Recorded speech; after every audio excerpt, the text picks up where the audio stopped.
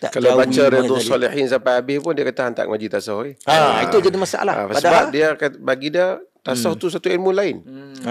Bukan soal kerohanian. ya. Itu satu soal keajaiban ni yang dia orang nak timbulkan keajaiban. Kepelikan. Keramat lah, apa firasat, ilham, kasyaf. Benda itu yang dibangkitkan. Kita di dalam ahli sunnah bukan menafikan secara total benda itu. Kita tak nafikan secara total. Tetapi tujuan asal ilmu kerohanian itu ialah untuk tazkiyatun nafs, membersihkan diri kita supaya kita ikhlas, kita dapat bangun ibadah pada Allah, kita tahajud, kita tak hasad, kita ada penyakit-penyakit diri yang ni kita cuba buang, kita didik kita, kan? Kita berjihad menentang diri kita sendiri. Tetapi akhirnya itu tak dijadikan tajuk. Asal-asal dijadikan tadi kebanggaan. Nak cerita tentang dia telah kasyaf, dia telah dapat makam. Makamat ini dibicarakan oleh para ulama dahulu, termasuklah ulama-ulama yang kuat berpegang dengan aliran sunnah, Quran dan sunnah, seperti Ismail Al-Harawi Al-Ansari umpama dalam Madarijus Sairin kan. Jadi ini Madarikus Sairin, Madarikus Sairin kan, fi maqamati iyyaka na'budu manazilus sa'ilin fi maqamati iyyaka na'budu wa iyyaka nasta'in. Okey, jadi dia di satu sudut sangat, dalam sudut akidah sangat Hambali lah kalau nak kata begitu. Betul. Tetapi tiba-tiba dia muncul di dalam soal tasawuf ni, dia memang ahli sufi lah. Sufi. Ibn Qayyim. Ibn Qayyim, sebab tu Ibn Qayyim buat Madarikus Salikin. Ambil daripada Al-Harawi. Tapi apa yang pentingnya ialah tujuan ilmu ini tadi, ilmu ni tazkiyatun nafs, bukan nak berbangga-bangga. Yang sekarang yang muncul ni, dia nak jadikan kebanggaan tasawuf tu. Kita tidak nafikan hasil daripada orang-orang yang mendekatkan diri pada Allah, dia akan muncul perkara-perkara yang luar biasa. Ada hal yang, tapi itu bukan tujuannya. Itu pemberian hadiah Allah. Dia kadang-kadang apa yang dinamakan dengan kasyaf. Tapi ia bukan suatu sumber hukum. Kadang-kadang ada berlaku. Tapi boleh berlaku. Boleh berlaku. Ya ayyuhallazina amanu in tattaqullaha yaj'al lakum furqana. Jika kamu bertakwa pada Allah, Allah jadikan kepada kamu furqan. Kamu dapat membezakan antara benda-benda yang mungkin nak diungkap tak boleh. Tapi itu nur yang Allah jadikan dalam diri orang mukmin. Firasat kan. Wa man ya'tasim billahi faqad hudiya ila siratal mustaqim. Siapa yang berpegang dengan jalan Allah, dia ditunjuk kepada jalannya. Maksudnya kadang-kadang elemen kerohanian yang Allah bagi. Ya simple lah. Kita kadang nak bagi faham benda-benda yang semua berlaku kat orang. Kalau kita niat nak tahajud, setiap malam kita niat tahajud, Allah akan kejutkan kita. Jam tak kejut kita bangun. Akan ada kita dibangunkan. Kita pun tak tahu macam mana kita boleh bangunkan. Kita dibisikkan untuk bangun. Kerana ada benda-benda yang luar daripada kejadian-kejadian ajaib pada orang, rezeki dan seumpamanya, hasil daripada amalan yang saleh. Ini semua berlaku. Ahli sunnah tak menafikan benda itu. Wa man yattaqillaha yaj'al lahu makhraja.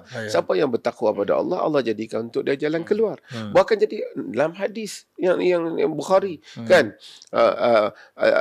ma yazalul abdi yataqarrabu ilayya bin nawafil hatta uhibbahu kan, fa idza ahbabtuhu fa kuntu sam'ahu alladhi yasma'u bihi wa basaruhu alladhi yubsiru bihi wa yaduhu allati yabtashu biha wa rijluhu allati yamshi biha. Maksudnya sentiasa hamba aku tu mendekatkan diri pada aku dengan ibadat sunat sehingga aku sayang kat dia. Bila aku sayang, akulah mata yang dia melihat dengannya. Akulah telinga yang dia mendengar dengan. Hebat tu. Akulah tangan yang dia memukul dengannya. Akulah kaki yang dia berjalan dengannya. Irsyad. Maksudnya akan berlaku perkara-perkara yang pertolongan Allah pada dirinya. Penjagaan. Ini semua bukan makam yang aku nak ibadat kerana nak kasyaf. Dia bukan. Itu yang berlaku pada sami-sami Buddha dulu. Dia buat segala exercise kerohanian kerana dia nak mencapai benda pelik-pelik. Dia tak kira jalan apa. Yoga dan seumpama yang dia kata dia boleh tahan nafas, tafakur. Tapi agama bukan begitu. Agama awak jadi soleh dan takwa. Hadiah Allah benda tu. Tapi sebab tu sebesar-besar karamat ialah istiqamah. Istiqamah. Istiqamah itu. Tapi orang tak rasa istiqamah tu karamah. Keupayaan satu orang untuk istiqamah di atas jalan Allah. Istiqamah salat Dalam jemaah. segala istiqamah solat jemaah, istiqamah menanggung perjuangan, istiqamah membaca Quran, istiqamah qiyamul lail. Itu adalah karamah. Bukan orang boleh buat. Kalau kita tengok orang tua hak duk pi ke orang muda ke yang sentiasa kita orang duk pi sembahyang subuh berjemaah. Bukan senang nak bangun tu. Orang boleh tengok bola sampai pukul 3 pagi, sembahyang jemaah subuh jemaah dia tak boleh buat. Itu semua adalah merupakan karamah. Itu yang patutnya dicapai oleh manusia. Tapi sekarang ni kita tengok bukan ni tajuk dah. Tajuk dia aku lantas tahu hak ni wali. Wali ni boleh singkap terai. Hak ni wali, dia pula jadat ni, dia pula boleh cerita benda-benda ajaib, dia mimpi. Mereka jadikan hasil daripada kesolehan itu seolah-olah mereka klaim saya telah dapat. Maksudnya apa? Maksudnya kan hang kena tahu aku soleh. Kenapa aku nampak aku soleh? Sedangkan ilmu tasawuf asal itu tujuan dia Tawaduk nak bagi tahu tu. Nak menyembunyikan amal, tak mau riak. Tapi dia jadi sebaliknya. Ini yang menjadi masalah. Dan Datuk tengok bukanlah ni, tapi rata-rata orang melihat klip-klip video Datuk tentang istighfar. Ramai juga yang tersentuh dan mendapat kata bimbingan. Dan kita tengok dalam masyarakat ni, tajuk tasawuf ni memang mendapat tempat. Apatah lagi munculnya istilah healing.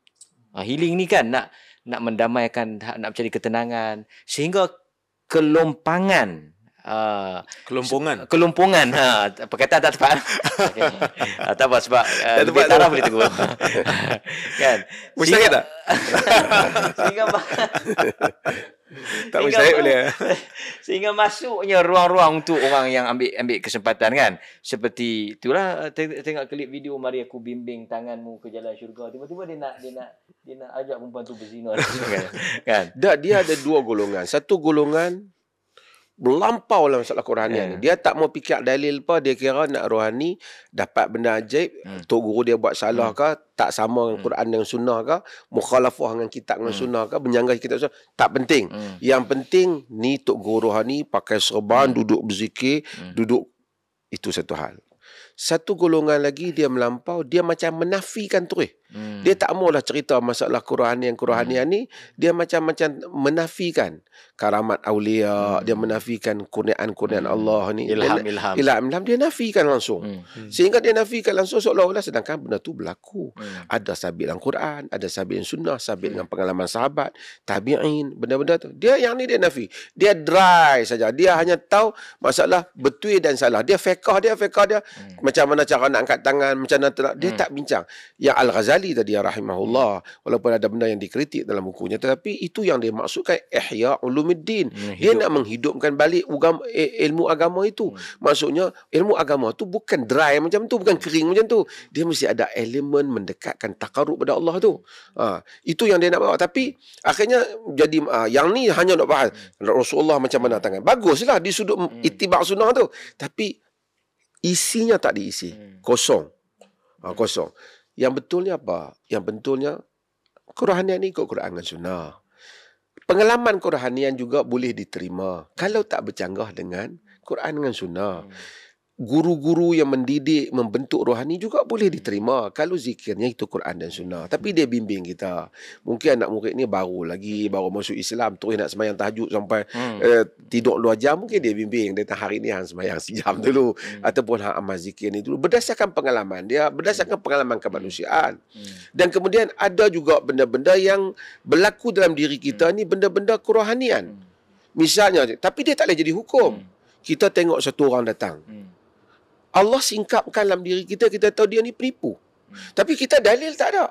Kita tak boleh istihad kat orang kata dia penipu. Tapi firasat kita ada.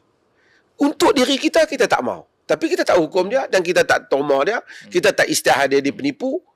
Sebab apa? Kita tak ada dalil apa. Tapi mustahil kan tak Allah singkap pada satu orang untuk dia tahu apa yang orang lain tak tahu. Itu kasyaf namanya. Sama kasyaf. Juga kadang-kadang ulama bincang bagaimana nak bezakan antara kasyaf dan ilham dan seumpamanya. Dia panjang perbincangannya, tapi itu Itu yang kita maksudkan. Kita bukan anti dengan ilmu ni. Kita anti dengan orang yang menyalahgunakan nama ilmu tasawuf. Ya. Itu yang berlaku dalam masyarakat kita. Tak, kadang-kadang kita tengok macam Datuk sebut tadi kan. Ada orang macam kita ni perbahasannya cantik, bab taharahnya saja dah berbulan-bulan tapi tandanya kotor. Kan? Bahas kan. Dalam soft salatnya lurus tapi bila kita tengok parking keretanya kan mengganggu orang dan sebagainya. Itu satu sudut dia kan. Satu sudut yang tasawuf ni mungkin tengok orang ni bab sifat solat Nabi tu memang dia tahu semua tapi sembahyang dia tak khusyuk. Kan? Bab semua tentang amalan Rasulullah dia tahu tapi dia beramal tak ikhlas. Sedekah dia tak ikhlas. Itu yang nak diatasi oleh tasawuf. Itu yang diatasi oleh tasawuf.